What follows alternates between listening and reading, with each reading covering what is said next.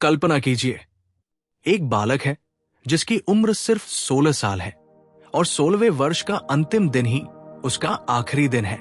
Calendar में उसकी मृत्यु की तारीख पहले से लिख दी गई है।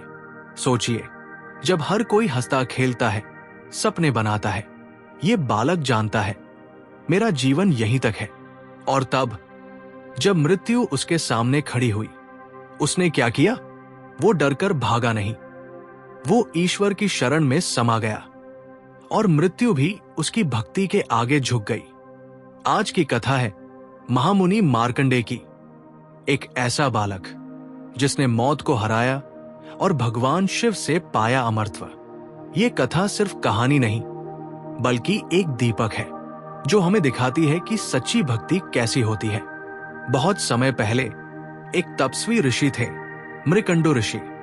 वे वेदों के ज्ञाता, धर्मपरायण और साधु पुरुष थे, परंतु उनके जीवन में एक बड़ी कमी थी। संतान का सुख नहीं था।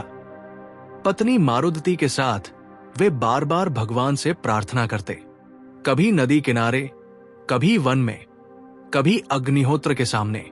उनकी बस एक ही पुकार थी, हे प्रभु, हमें संतान दो। वर्षों बीत गए। आखिरकार उनकी तपस्या से प्रसन्न होकर भगवान शिव प्रकट हुए। शिव का स्वर गूंजा, ऋषि, मैं प्रसन्न हूं, वर मांगो। मृकंडु और उनकी पत्नी ने हाथ जोड़कर कहा, प्रभु, हमें एक पुत्र चाहिए। शिव ने कहा, तुम्हें 2 विकल्प है। पहला, एक बुद्धिमान, धार्मिक, तेजस्वी पुत्र, पर उसकी आयु होगी केवल 16 वर्ष। दूसरा, एक मूर्ख पुत्र जो लंबी उम्र जिएगा। अब सोचिए, कितना कठिन निर्णय। माता पिता के सामने ये प्रश्न हो कि उन्हें एक समझदार लेकिन अल्पायु संतान चाहिए या एक मूर्ख लेकिन दीर्घायु संतान। मारुदवती ने गहरी सांस लेकर कहा, प्रभु, हमें बुद्धिमान पुत्र दीजिए, चाहे उसकी आयु छोटी क्यों न हो, क्योंकि जीवन की लंबाई से अधिक मायने रखती है जीवन की गुणवत्ता। और इस प्रकार जन्म हुआ मार्कंडेय का। उसके जन्म के समय ही ज्योतिषियों ने कहा, यह बालक अद्भुत है, लेकिन 16वें वर्ष के बाद इसकी आयु नहीं रहेगी। मार्कंडेय बचपन से ही असाधारण थे। जब बाकी बच्चे खेलते कूदते थे, वो मंदिर में बैठकर नमः शिवाय का जप करते। उनकी मासूम आंखों में ऐसी गहराई थी कि बड़े बड़े साधु उन्हें देखकर कहते, ये बालक कोई साधारण जीव नहीं। उनकी भक्ति इतनी प्रबल थी कि आसपास का वातावरण बदल जाता। जहां भी वे महामृत्युंजय मंत्र का उच्चारण करते, वहां एक शांति, एक दिव्यता फैल जाती। उनके माता पिता को चिंता रहती कि 16वां वर्ष पास आ रहा है, लेकिन मार्कंडेय निश्चिंत थे। वे कहते, मां, मौत से क्यों डरना? अगर मैं शिव के चरणों में हूं तो मुझे कौन छू सकता है? समय बीता और वो दिन आ पहुंचा, मार्कंडेय का 16वां जन्मदिन। घर का वातावरण भारी था। मां की आंखें आंसुओं से भरी थी। पिता का हृदय कांप रहा था, लेकिन बालक शांत था। उसने मुस्कुराकर कहा, मां पिता, चिंता मत कीजिए, आज मैं अपने प्रभु की शरण में बैठूंगा।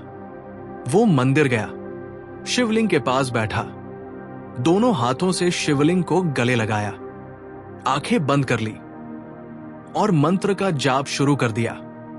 त्र्यंबकम यजामहे मंत्र की गूंज पूरे वातावरण में फैल गई और तभी आकाश में गर्जना हुई, अंधकार छा गया। यमराज अपने भैंसे पर प्रकट हुए, हाथ में पाश, आंखों में कठोरता। उन्होंने कहा, मार्कंडेय, तुम्हारी आयु पूरी हो चुकी है, चलो मेरे साथ चलो। बालक ने आंखें खोली, लेकिन डर नहीं था, बस शिव का नाम था। उसने और कसकर शिवलिंग को पकड़ लिया। यमराज ने पाश उठाया और फेंका, परंतु वो पाश मार्कंडेय पर नहीं, सीधे शिवलिंग पर जा पड़ा। क्षण भर में शिवलिंग फट गया और वहां प्रकट हुए महादेव शंकर, त्रिशूल हाथ में, जटाओं से अग्नि निकलती हुई, आंखों में भयंकर क्रोध। हे यमराज, मेरा भक्त मेरी शरण में है, तुम्हारा पाश इसे छू भी नहीं सकता। शिव ने त्रिशूल उठाया और यमराज पर प्रहार किया। यम धराशायी हो गए। सारा ब्रह्मांड थर्रा उठा। देवताओं ने दौड़कर प्रार्थना की, प्रभु, संसार चलाने के लिए मृत्यु आवश्यक है। अगर यम नहीं होंगे तो सृष्टि का संतुलन बिगड़ जाएगा। शिव का क्रोध शांत हुआ। उन्होंने यमराज को जीवित किया और घोषणा की, आज से मेरा भक्त मार्कंडेय अमर रहेगा। वो सदा 16 वर्ष का, तेजस्वी और चिरंजीवी होगा। भक्ति की शक्ति को कोई नहीं हरा सकता। उस दिन से मार्कंडेय ऋषि अमर हो गए। वे आज भी चिरंजीवी माने जाते हैं। उनकी कथा हमें ये सिखाती है, नियति चाहे कैसी भी हो, मृत्यु चाहे सामने खड़ी हो, अगर भक्ति अटूट है तो सब संभव है। महामृत्युंजय मंत्र इसी कथा से जुड़ा है। ये मंत्र केवल मृत्यु से रक्षा नहीं करता, बल्कि भय, रोग और मानसिक अशांति से भी मुक्त करता है। ये जीवन में शांति, स्वास्थ्य और दीर्घायु का आशीर्वाद देता है।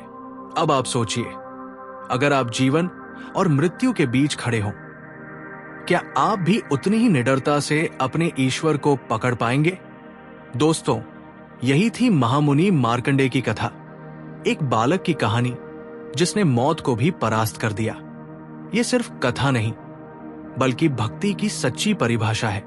अगर आपको ये कथा हृदय को छू गई हो तो इसे अपने परिवार और मित्रों तक जरूर पहुंचाइए। हमारे चैनल सत्संग वाणी को सब्सक्राइब कीजिए, घंटी दबाइए, ताकि ऐसी ही कथाएं आप तक निरंतर पहुंचती रहें। अगली कथा में फिर मिलेंगे। तब तक हर हर महादेव।